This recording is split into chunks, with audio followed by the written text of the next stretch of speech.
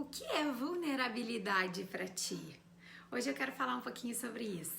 Provavelmente a palavra vulnerabilidade te desperta aquela sensação de fragilidade, de desprotegido, não é mesmo? Para nós adultos, sempre vem como uma coisa negativa e a gente passa a vida inteira evitando se colocar em situações de vulnerabilidade.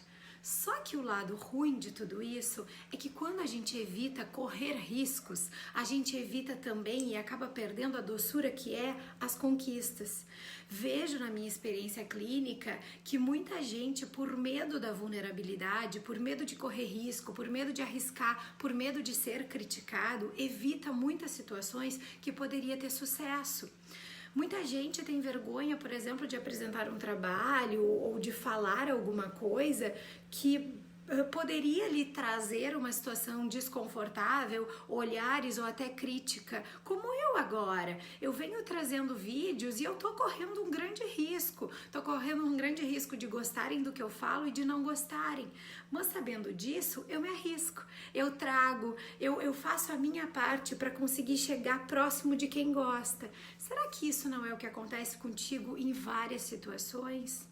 Em que tu gostaria de fazer algo, mas tá sempre ali com aquele medo barrando. Às vezes me dizem, eu tenho medo de fazer, e eu respondo, tu tens medo de fazer ou tu tem medo do que vão dizer do que tu estás fazendo?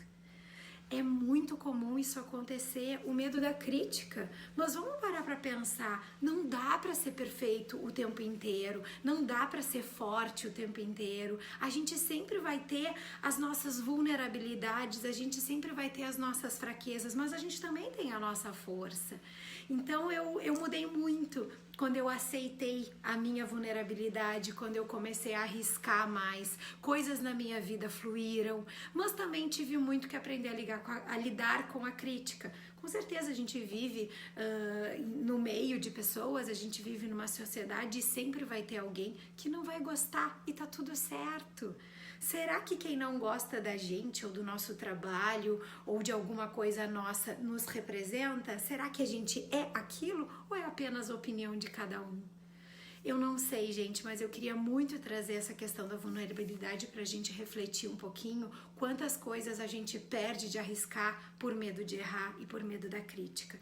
Na minha clínica, no meu consultório, eu tô cheia de gente que eu venho trabalhando isso e eu fico tão feliz, tão faceira quando se arriscam e acabam vencendo isso, vencendo a vergonha, vencendo o medo e vendo que lá, depois da arrebentação, né, o surfista pega as melhores ondas. Vamos arriscar um pouquinho mais. Esse é o meu recado de hoje.